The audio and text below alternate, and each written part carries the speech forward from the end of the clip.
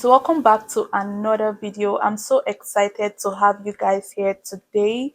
And if you are a new subscriber, thank you for subscribing to the channel. My name is Elizabeth. I'm so glad you are here. Please do not forget to like this video. Do not forget to share the video to people you know would need them, okay? From the title of today's video, you already know what we are discussing about. And if you are here, you're probably preparing for your F1 visa interview. And don't worry, I got you covered. We'll be going through some of the most common asked questions during your F1 visa interview. So let's get started. Thinking about your F1 visa interview can make you so nervous, but with the right preparation, you're going to walk into that embassy with so much confidence. You are going to talk with so much confidence. You are going to express yourself with so much confidence because you are prepared. Let's go into some of the common questions that are usually asked during the F1 visa interview. And one of the questions you might get during your F1 visa interview is, why do you want to study in the US? Why do you want to study in the US? Why not any other country? Why the US? Now, this is an opportunity to express your passion and to show the thoughts you've put into your decision. This question needs to highlight two things. Take note, it needs to highlight two things: your academic and professional benefits in studying in the US. Do not forget that this question has to highlight two good things: your academic and professional benefits of why you want to study in the US. Let's take, for example, that you are going for an MBA degree. This is an example of how you should answer. This is an example of how you should answer. This example should serve as a guide that you use to coin out your own answer. I'm not telling you to go and say these exact words at the embassy, okay? This is just a guide. Here's a good answer. I want to study for my MBA in the USA because of the top ranked business schools and the strong focus on real world experience. I chose XYZ University because they offer a unique program in technology management, which is what I want to specialize in. I am excited to learn from Professor A, who has done great work in this area.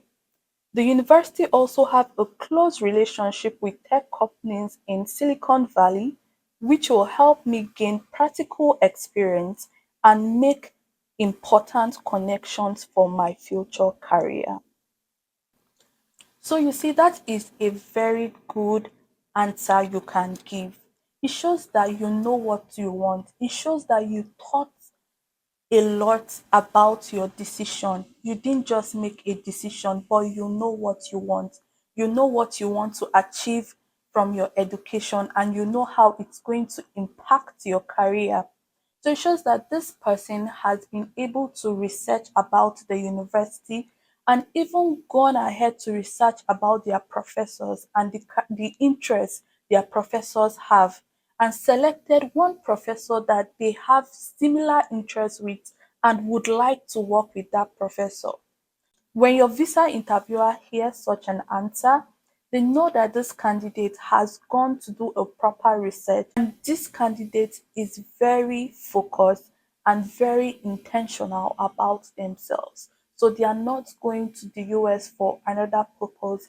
They really want to go and study. You have to make proper research so that your intentions can be known. Okay? Sometimes you might even have, sometimes your intentions might be pure, but if you don't research, if you don't practice, you won't be able to communicate your intentions properly. Okay, so research is very important. Don't forget, there are two specific things you want to build on: your academic and your professional benefits in the USA, on why you want to study in the USA.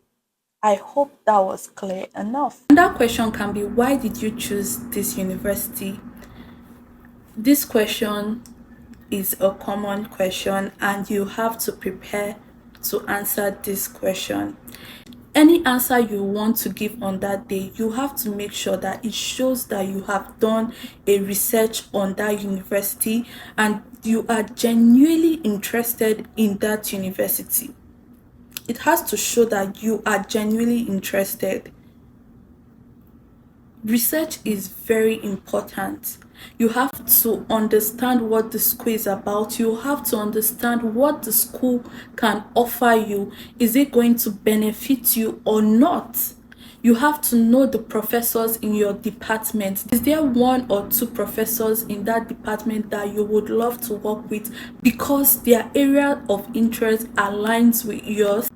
So those are the kind of research you need to make, and those are the points that will build up your answer. Now, here's a good example you can use. I chose XYZ University because of its excellent program, probably its excellent MBA program, the faculty members, especially Professor X, who has done a groundbreaking research in the field of business. I am excited about the chance to learn from them. Additionally, the university's facility and resources, such as their lab, their libraries, or the center, will greatly support my studies. Another question that could be asked is, how do you want to fund your education, or how do you plan to fund your education? Right? Visa officer just want to know if you are able to sponsor yourself while studying in the US. So it's your responsibility to be able to communicate to your visa officer that you are able to sponsor yourself. Now, it's either you are sponsoring yourself, or you got a scholarship, or you got a graduate assistantship, or your parents or guardian is sponsoring you, or your office is sponsoring you, right? It's either one of these things. Now, it is your duty to coin your answer in the best possible way that communicates that your intentions are genuine, that whoever is sponsoring you is capable. That capability is what they are looking for. They are not looking for if you can sponsor yourself for the first semester. They are looking for if you can sponsor for the whole time you will be doing your master's or your undergraduate or your PhD, right? That is what they are looking for. If you are able to sponsor yourself throughout your school period, it is your responsibility to let them know that your organization will be sponsoring you, or you got a fully funded scholarship, so your school is sponsoring you, or your parents would be sponsoring you, or an uncle, that's like your guardian. They might not necessarily be your parents, even your siblings could be sponsoring you, but you have to show them the proof that these people have the capability to sponsor you. You have to bring letters from your office. If your office will be sponsoring you, the letter has to come with a letterhead showing that we'll be sponsoring this person. You have to go with a bank statement. Even if you got a fully funded scholarship, just go with a bank statement to show, okay? Just go with a bank statement. At least you are going to travel. Some schools, even when you get a fully funded scholarship, they don't pay for your flight ticket. You will be responsible for your flight ticket. So you need to show that you are ready. Okay, you need to show that you are ready. I'm capable. You need to show them that you are capable. That is what they are looking for. Is this person capable? So the way you have to have all of the proof, and the way you coin out your answer, and the way you express it to them shows that this person is ready, or this person has someone that has the capability to sponsor, right? So you have to show. Here's a good example of how you can coin your answer. My education will be funded through a combination of personal savings, a scholarship.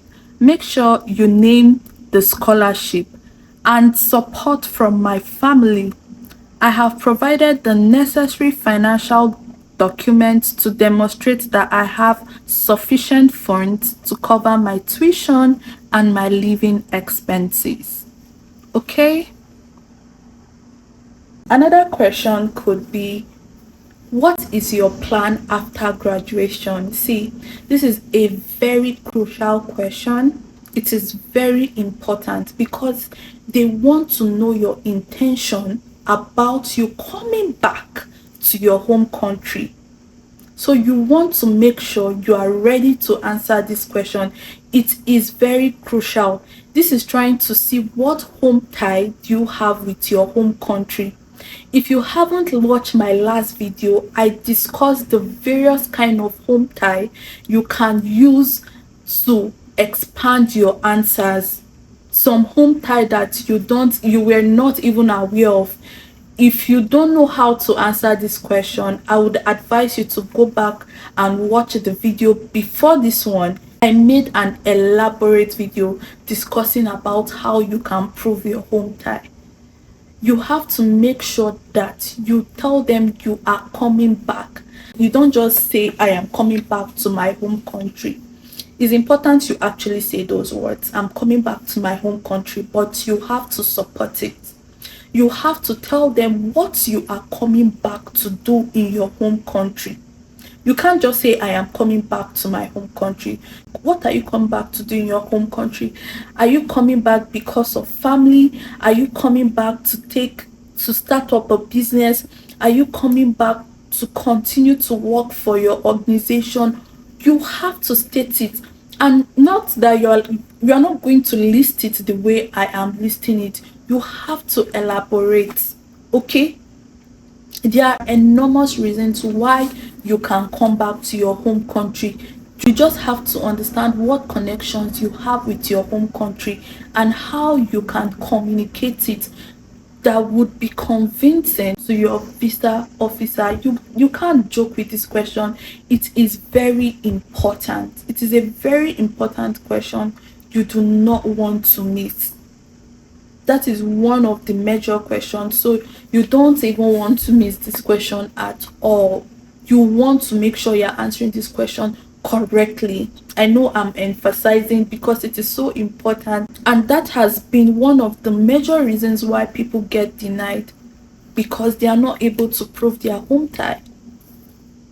Okay, so you need to answer these questions correctly. Another question that could come up on that day is, have you been to the US before? Is a yes or no question. If you've been to the US, you let them know you've been. And if you've not been to the US, you tell them you haven't been to the US. But then you're not just going to say, yes, I've been to the US. You say yes, I've been to the United States. You can tell them the year you went to the United States. You can tell them your purpose of going to the United States. Was it for an exchange program? Was it for a conference? Was it for vacation? Was it to visit family? Just tell them the reason why you went to the United States. Okay? Make sure you tell them the time you went, the purpose. You can even tell them how long you spent in the United States. And if you have not visited the United States, you tell them, no, I haven't visited the United States, but I'm excited about the opportunity to go and study. Okay, so it's not a hard question. No, nobody is going to be offended if you haven't visited, or be offended because you have visited. Okay, it's a simple yes or no question. You back it up with purpose and timing. You just back it up with the purpose. Okay, so these are some of the questions that could appear during your F1 visa interview. I'm not saying these are all of the questions. No other questions can be asked. They could ask you any other question, and that's why you need to prepare very well. You need to do your research. You have to fill your DS-160 form yourself so that you are familiar with whatever is on that form, so that you don't say a different thing from what is on your DS-160. If someone is filling it for you, you should be there. You guys should fill it together. You should be the one giving the information.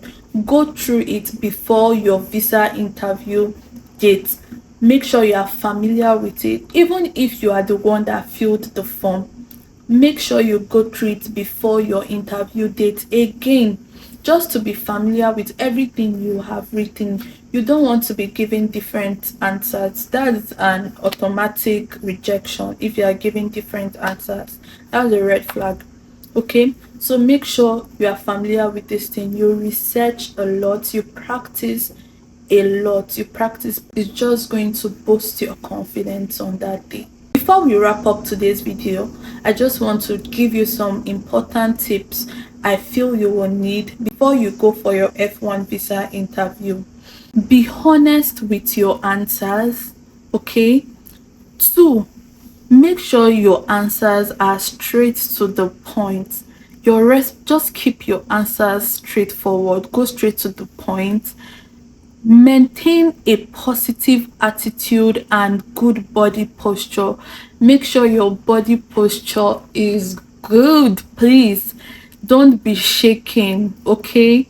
Bring all your necessary documents and be prepared to show them.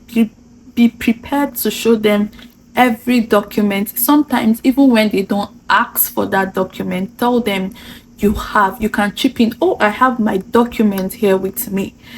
Then make sure you practice common questions with your friend or a family member. Practicing cannot be overemphasized. It will help boost your confidence. Make sure you practice with your family members, your friends, or if you don't have anybody, keep practicing in front of a mirror. Keep talking to yourself in front of a mirror.